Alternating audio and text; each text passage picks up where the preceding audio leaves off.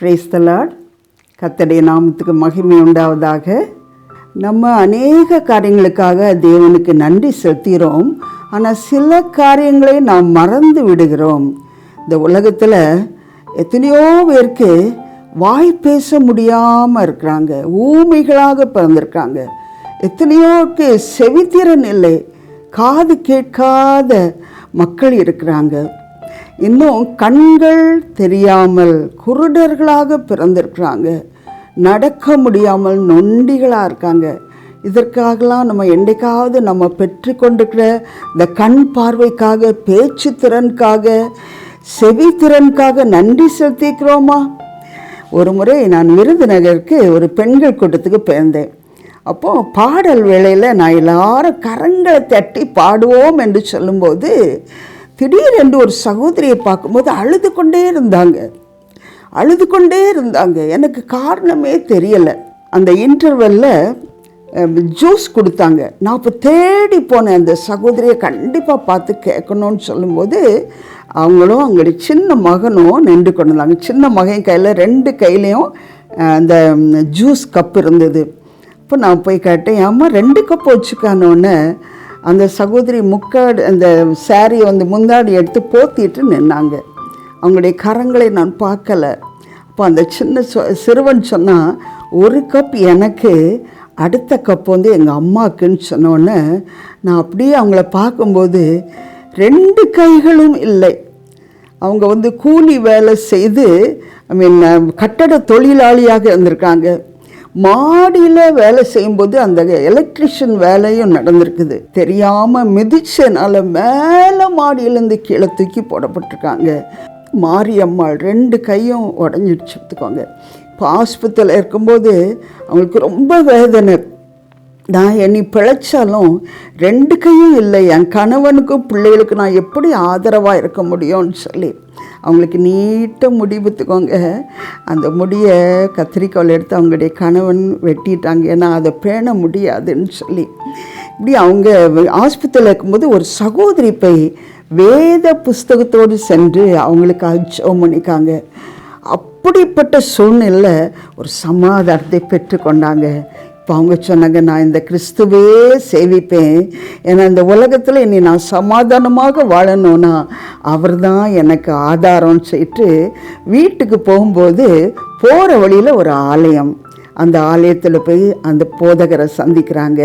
அப்போ அவங்க சொன்னாங்க, இனிமேல் உங்கள் பேர் இந்த மாரியம்மாங்கிறதுல அந்த துணை எழுத்தை வெட்டிட்டோன்னா மரியம்மான்னு சொல்லி, மேரின்னு சொல்லி அவங்க பேரை வச்சாங்க. அந்த சகோதரியை தான் நான் பார்த்தேன். அந்த ஜூஸ் கப்பை நான் வாங்கி அவங்க வாயில் நான் கொடுக்கும்போது என்னுடைய கண்களில் கண்ணீர் வந்தது. ஆண்டவரே, இந்த கரங்களுக்காக நான் நன்றி சொன்னதே கிடையாது ஆண்டவரே என்று சொல்லி இப்போ அடிக்கடி நான் என் கைகளை பார்க்கும்போது ஆண்டவருக்கு நன்றி செலுத்துகிறேன். சகோதரிகளே, சகோதரர்களே, இந்த கரங்களை பார்க்கும்போது நன்றி செலுத்துவோம்.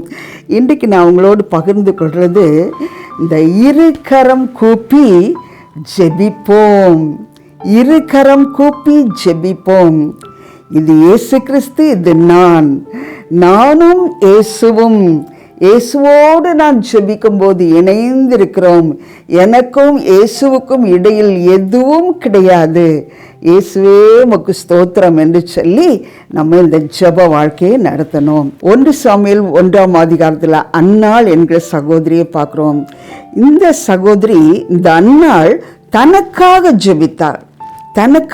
இன்றைக்கு நிறைய இடத்துல பெண்களுக்கு ஒரு இது என்னென்னா, ஒரு தேவைன்னா உடனே ஒரு ஊழியக்காரருக்கு ஃபோன் பண்ணலாம், போதகருக்கு ஃபோன் பண்ணலாம். இது என்னுடைய தேவை, தப்பே கிடையாது. ஆனால் ஏன் நீங்களும் நானும் ஜெபிக்கக்கூடாது? ஆண்டவர் சொல்லிக்கிறார், மத்தேயு 7:7, கேளுங்கள் அப்பொழுது உங்களுக்கு கொடுக்கப்படும். இந்த அன்னாள் தனக்காக ஜெபித்தாள். ஆண்டவர் அவள் வேண்டியதை கொடுத்தார். ஒரு ஆண் மகனை தந்து அவளுடைய வேண்டுதலை கேட்டார். 2வது ஒரு சகோதரியை பார்க்குறோம், அப்போஸ்தலர் 12ஆம் அதிகாரத்தில். இதில் யாரை பார்க்குறோம்? மார்க்குவின் தாயாகிய மரியாள். தனக்காக அவள் ஜெபிக்கலை, ஒரு மிஷனரிக்காக, ஒரு ஊழியக்காரனுக்காக முழுவதும் முழித்திருந்து ஜெபிச்சிருக்காங்க. இன்றைக்கு நீங்களும் நானும் நம்முடைய தேவைகளுக்காக ஜெபிக்கிறோம், நல்லது. மிஷனரிகளுக்காக ஜெபிக்கிறோமா?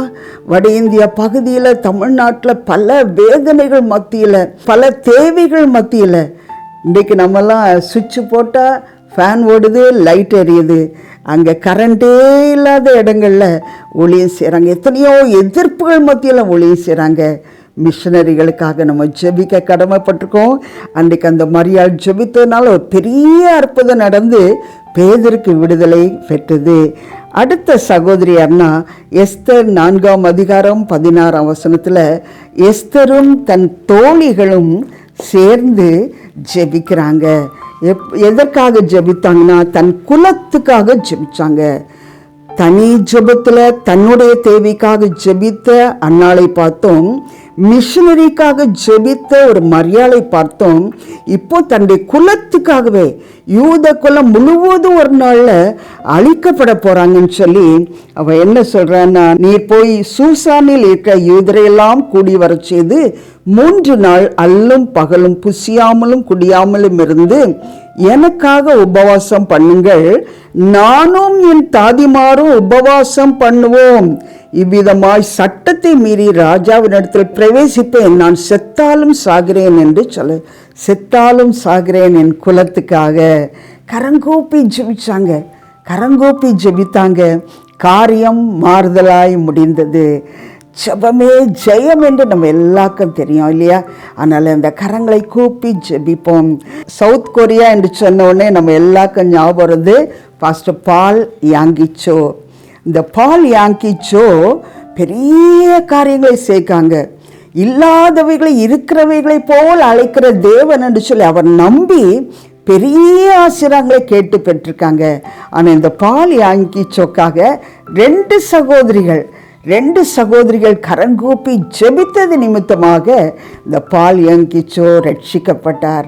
இந்த நாள்லேருந்து நம்ம தீர்மானம் பண்ணுவோம், கரங்கூப்பி நான் ஜெபிப்பேன் ஆண்டவரே, எனக்காக மாத்திரமல்ல ஊழியர்களுக்காக என் தேசத்துக்காக ஜெபிப்போம் என்று சொல்லி தீர்மானம் பண்ணுவோம்.